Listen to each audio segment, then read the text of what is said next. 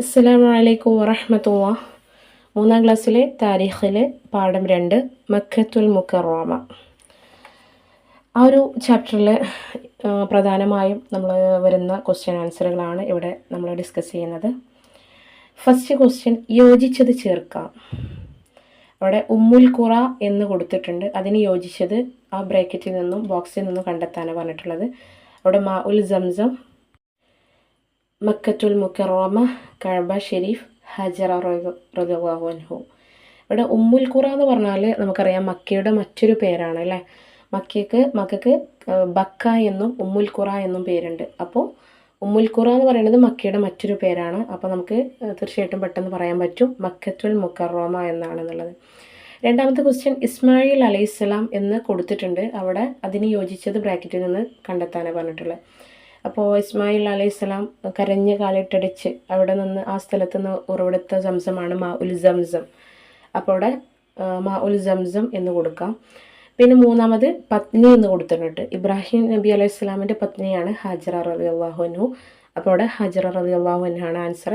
നാലാമത്തെ ക്വസ്റ്റ്യൻ, ആദ്യ ഭവനം. നമുക്കറിയാം അള്ളാഹുവിനെ ആരാധിക്കാൻ വേണ്ടി ഭൂമിയിൽ ആദ്യം സ്ഥാപിക്കപ്പെട്ട ഭവനം നമ്മൾ പഠിച്ചിട്ടുണ്ടല്ലേ പാഠഭാഗത്ത് നിന്ന്. അപ്പോൾ കഅബ ഷെരീഫ്. അപ്പോൾ ഈ 4 ക്വസ്റ്റ്യനും നമുക്ക് പെട്ടെന്ന് ആൻസർ ചെയ്യാൻ പറ്റിയിട്ടുള്ള സിമ്പിളായിട്ടുള്ള ക്വസ്റ്റ്യൻസ് ആണ്. അപ്പോൾ എന്താ ചെയ്യുക, നന്നായിട്ട് മനസ്സിലാക്കി വെക്കുക കേട്ടോ. ഇനി അടുത്ത ക്വസ്റ്റ്യനിൽ എന്ന് പറയുന്നത്, ഓക്കെ, അടുത്തത് പേരെഴുതാനാണ് പറയുന്നത്. എന്താണ് ഫസ്റ്റ് ക്വസ്റ്റ്യൻ? ഇബ്രാഹിം നബി അലൈഹി സ്വലാമിൻ്റെ മകൻ. നമുക്ക് സിമ്പിളായിട്ട് പറയാൻ പറ്റൂലേ. ഇബ്രാഹിം നബി അലൈഹി സ്വലാമിൻ്റെ മകൻ ആരാണ്? ഇസ്മായിൽ അലൈഹി സ്വലാം. ഇസ്മായിൽ നബി അലൈഹി സ്വലാമിൻ്റെ മാതാവ് ഹജറ റളിയല്ലാഹു അൻഹു. ഇസ്മായിൽ നബി അലൈഹി സ്വലാമിൻ്റെ മാതാവ് ഹജറ റളിയല്ലാഹു അൻഹു. മൂന്നാമത്തെ ക്വസ്റ്റ്യൻ, മക്കയുടെ മറ്റു പേരുകൾ എന്തൊക്കെയാണ്? പേരെഴുതാനാണ്. മക്കയുടെ മറ്റു പേരുകൾ എന്തൊക്കെയാണ്? ബക്ക എന്നും ഉമ്മുൽ ഖുറ എന്നും പേരുകളുണ്ട് അല്ലേ.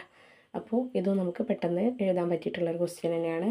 ഇനി അടുത്ത ഉത്തരം എഴുതാനാണ് കേട്ടോ. അടുത്ത ക്വസ്റ്റ്യൻ വരുന്നത് ഉത്തരം എഴുതാനാണ്. അല്ലെ, ഫസ്റ്റ് ക്വസ്റ്റ്യൻ എന്ന് പറയുന്നത്, ഹജ്ജും ഉംറയും നിർവഹിക്കാൻ എത്തുന്നത് എവിടെയാണ്? നമുക്കറിയാൻ പറ്റൂല്ലേ. ഹജ്ജ് ഉംറയൊക്കെ നിർവഹിക്കാൻ വേണ്ടിയിട്ട് നമ്മളെവിടെ പോകുന്നത്? മക്കയിലേക്കാണ് അല്ലേ. അവന് രണ്ടാമത്തെ ക്വസ്റ്റ്യൻ നോക്കി, അള്ളാഹുവിനെ ആരാധിക്കാൻ സ്ഥാപിക്കപ്പെട്ട ആദ്യ ഭവനം ഏത്? അള്ളാഹുവിനെ ആരാധിക്കാൻ വേണ്ടിയിട്ട് ഭൂമിയിൽ സ്ഥാപിക്കപ്പെട്ടിട്ടുള്ള ആദ്യ ഭവനം ഏതാണ്? അപ്പോൾ മക്ക എന്ന് എഴുതി വെക്കരുത് കേട്ടോ മക്കളെ. അവിടെ കഅബ ഷെരീഫാണ്. അള്ളാഹുവിനെ ആരാധിക്കാൻ വേണ്ടി സ്ഥാപിക്കപ്പെട്ട ആദ്യ ഭവനം ഏതെന്ന് ചോദിച്ചാൽ കഅബ ഷെരീഫ് ആയതിൽ മക്കൾ മാറിയിട്ട് മക്ക എന്ന് എഴുതി വെക്കരുത്. മൂന്നാമത്തെ ക്വസ്റ്റ്യൻ, മാ ഉൽ സംസം ഉറവെടുത്തത് എവിടെ നിന്നാണ്? മാ ഉൽ സംസം ഉറവെടുത്തത് എവിടെ നിന്നാണ്? മക്കയിൽ നിന്ന്. എപ്പോഴാണ് മാ ഉൽ സംസം ഉറവെടുത്തത്? ഇസ്മായിൽ അലൈഹിസ്സലാം ദാഹജലത്തിന് വേണ്ടിയിട്ട് കരഞ്ഞ് കാലിട്ടടിച്ചപ്പോൾ അപ്പോഴാണ് സംസം അവിടെ നിന്നും ഉറവെടുത്തത്. നമുക്ക് അതൊരു രസകരമായിട്ട് ചരിത്രം തന്നെയുണ്ട്. ഹാജറ ബീവി കുട്ടിയെ മലമുകളിൽ കിടത്തിയിട്ട് ദാഹജലത്തിന് വേണ്ടി അങ്ങോട്ടും ഇങ്ങോട്ടും ഓടി ഓടി ആ ഒരു മല മുഴുവൻ ചുറ്റിയ ഒരു ചരിത്രമൊക്കെ ഒരുപാട് രസകരമായ രീതിയിൽ നമുക്ക് പഠിക്കാനുണ്ട്. അടുത്തതായിട്ട് നമ്മൾ ഡിസ്കസ് ചെയ്യുന്നത് പാഠം 3 ജനന വിശേഷങ്ങൾ. ഇതിലൊക്കെ ഈ ഒരു ചാപ്റ്റർ എല്ലാ ചാപ്റ്റേഴ്സിലും നമ്മൾ ഇമ്പോർട്ടൻ്റ് ആയിട്ട് വരുന്ന ക്വസ്റ്റ്യൻ ആൻസർ ആണ് റെഫർ ചെയ്യുന്നത്. അപ്പോൾ ഒന്നാമത്തെ ക്വസ്റ്റ്യന് ഉത്തരം പറയാം. കുഞ്ഞ് പിറന്ന ഉടനെ പിതാമഹൻ എന്ത് ചെയ്തു? നബി സല്ലല്ലാഹു അലൈഹി വസല്ലമ പിറന്ന ഉടനെ പിതാമഹനായിട്ടുള്ള അബ്ദുൽ മുത്തലിബ് എന്താണ് ചെയ്തത്? ഇപ്പോൾ എന്താണ് മക്കൾ ഇവിടുത്തെ ആൻസർ? നമ്മൾ പാഠഭാഗത്ത് വായിച്ചിട്ടുണ്ട് അല്ലേ.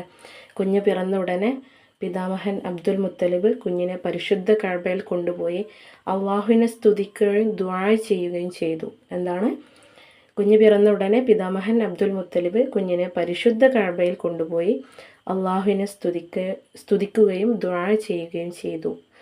അപ്പോൾ ഈ ഒരു ക്വസ്റ്റ്യൻ വന്നു കഴിഞ്ഞാൽ ഇത് നിങ്ങൾ ആൻസർ ചെയ്താൽ മടിക്കരുത് കേട്ടോ. ഓക്കെ, നെക്സ്റ്റ് ആയിട്ട് വരുന്നത് രണ്ടാമത്തെ ക്വസ്റ്റ്യൻ എന്ന് പറയുന്നത്, വിഗ്രഹങ്ങൾ തലകുത്തി വീണത് എപ്പോഴാണ്? വിഗ്രഹങ്ങൾ തലകുത്തി വീണത് എപ്പോഴാണ്? നബി തങ്ങൾ ജനിച്ചപ്പോൾ, നബിയുടെ ജനന സമയത്താണ് എന്ത് ചെയ്യുക, പിന്നെ പേർഷ്യയിൽ വലിയ അത്ഭുതങ്ങളൊക്കെ ഉണ്ടായതില്ല. അപ്പോൾ വിഗ്രഹങ്ങൾ തലകുത്തി വീണത് എപ്പോഴാണെന്ന് ചോദിച്ചാൽ നബി തങ്ങളുടെ ജനന സമയത്ത്. മൂന്നാമത്തെ ക്വസ്റ്റ്യൻ, നബി തങ്ങളുടെ ജനന സമയം പേർഷ്യയിൽ ഉണ്ടായ അത്ഭുതങ്ങൾ എന്തെല്ലാം? ഒരുപാട് അത്ഭുതങ്ങൾ ഉണ്ടായിട്ടുണ്ട് അല്ലേ. എന്തൊക്കെയാണ്? പേർഷ്യക്കാർ വർഷങ്ങളായി പൂജിച്ച് വന്നിരുന്ന അഗ്നികുണ്ഡം അണഞ്ഞു പോയി. അവിടെ തീയിൻ്റെ വലിയൊരു ഒരു കുണ്ടം, അതായത് തീക്കുണ്ടാരം എന്നൊക്കെ പറയും. അപ്പോൾ പേർഷ്യക്കാർ വർഷങ്ങളായിട്ട് പൂജിച്ചു വന്നിരുന്ന അഗ്നികുണ്ഡം അണഞ്ഞുപോയി. അതുമാത്രമാണോ? പേർഷ്യൻ ചക്രവർത്തിയുടെ സിംഹാസനം തകർന്ന് തരിപ്പണമായി. പേർഷ്യൻ ചക്രവർത്തിയുടെ സിംഹാസനം എന്തായി? തകർന്ന് തരിപ്പണമായി, ആകെ നശിച്ചു പോയി. പിന്നെന്താണ്? സമാവ താഴ്വരയിൽ എന്താ സമുദ്രതുല്യമായ ജലപ്രവാഹമുണ്ടായി. സമാവ താഴ്വരയിൽ ചെരുവിൽ സമുദ്രതുല്യമായ വെള്ളപ്പൊക്കം എന്നൊക്കെ പറയാം, ജലപ്രവാഹം ഉണ്ടായി. അപ്പോൾ ഏതെങ്കിലും രണ്ടെണ്ണമൊക്കെ എഴുതിയാൽ മതി, പക്ഷേ എല്ലാം പഠിച്ചിരിക്കുക. ചിലപ്പോൾ അതൊരു പൂരിപ്പിക്കാനായിട്ട് ക്വസ്റ്റ്യൻ വരാൻ ചാൻസ് ഉണ്ട് കേട്ടോ. അപ്പോൾ നന്നായിട്ട് തന്നെ പഠിക്കുക മക്കൾ. ഇതിങ്ങനെ റിപ്പീറ്റ് ചെയ്ത് 2-3 പ്രാവശ്യം പറഞ്ഞു നോക്കിക്കഴിഞ്ഞാൽ പെട്ടെന്ന് നമുക്ക് എന്ത് ചെയ്യും, പഠിച്ചു കിട്ടും അല്ലേ. അപ്പോൾ തീർച്ചയായിട്ടും അടുത്ത ക്വസ്റ്റ്യനിലോട്ട് പോവാം. ചേർത്തെഴുതാം എന്താണ്? അവിടെ നമ്മൾ അവിടെ ചേർത്തിട്ട് എഴുതാനാണ്, അതായത് അവിടെ ഫില്ലിങ് ചെയ്യാനാണ് പറഞ്ഞിട്ടുള്ളത്, പൂരിപ്പിക്കുക. ഒന്നാമത്തെ ക്വസ്റ്റ്യൻ ബനു സുഹ്റ എന്ന് കൊടുത്തിട്ടുണ്ട്, പിന്നെ അവിടെ ബ്ലാങ്ക് ആയിട്ടാണ് വരുന്നത് അല്ലേ. അപ്പോൾ ബനു സുഹ്റ ഗോത്രത്തിൽ എന്താണ്? ബനു സുഹ്റ ഗോത്രത്തിൽ ആരാണ്? ആമിന ബിയുടെ പിതാവിൻ്റെ പേര് വഹബാണ് അല്ലേ. അപ്പോൾ ബനു സുഹ്റ വഹബ്. നബി സല്ലല്ലാഹു അലൈഹി വസല്ലമയുടെ ജനനം തിങ്കളാഴ്ച. അബ്ദുൽ മുത്തലിബ് ആരാണ്? പിതാമഹനാണ്. അഖീഖ 7-ാം ദിവസം. അഖീഖത്ത് 7-ാം ദിവസം എല്ലായിടത്ത്. സമാവ താഴ്വര ജലപ്രവാഹം. ഇങ്ങനെ ചേർത്ത് എഴുതാനാണ് പറഞ്ഞിട്ടുള്ളത് കേട്ടോ. അപ്പോൾ പാഠഭാഗം നന്നായിട്ട് വായിക്കുന്ന ഒരു കുട്ടിക്ക് ഏത് ഭാഗത്ത് നിന്നും ക്വസ്റ്റ്യൻ വന്നു കഴിഞ്ഞാൽ ഇനി ഫില്ലിങ് ചെയ്യാനാണെങ്കിലും അതുപോലെ ചേർത്ത് എഴുതാനാണെങ്കിലും ഉത്തരം എഴുതാനാണെങ്കിലും എന്ത് വന്നാലും നമുക്ക് പാഠഭാഗം നന്നായിട്ട് നിങ്ങൾ വായിക്കുന്നവരാണെങ്കിൽ തീർച്ചയായിട്ടും നിങ്ങൾക്ക് അവിടെ ഒരു ടെൻഷനില്ലാതെ ആൻസർ ചെയ്യാൻ പറ്റും. അടുത്ത ക്വസ്റ്റ്യനിലോട്ട് പോവാം. യോജിപ്പിക്കാം. നബിയുടെ ജനനത്തിൻ്റെ 7 മാസങ്ങൾക്ക് മുമ്പ് ഖുറൈഷ്, ക്രിസ്തുവർഷം 571 അബ്ദുൽ മുത്തലിബ്. ബ്രാക്കറ്റിൽ നമുക്ക് കൊടുത്തിട്ടുള്ളത് നബിയുടെ ജനനത്തിൻ്റെ 7 മാസങ്ങൾക്ക് മുമ്പ് ഖുറൈഷ്, ക്രിസ്തുവർഷം 571 അബ്ദുൽ മുത്തലിബ്. ഇവിടെയുള്ള ഈ ഒരു കോളത്തിൽ നിന്നും നമുക്ക് താഴെ കൊടുത്തിട്ടുള്ളതിന് സ്യൂട്ടബിൾ ആയിട്ടുള്ളത് ചേർക്കാനാണ് പറഞ്ഞിട്ടുള്ളത്. ഫസ്റ്റ് ക്വസ്റ്റ്യൻ, നബി സല്ലല്ലാഹു അലൈഹി വസല്ലമയുടെ ഖബീല, അതായത് ഗോത്രം. നബി സല്ലല്ലാഹു അലൈഹി വസല്ലമയുടെ ഗോത്രം ഏതാ?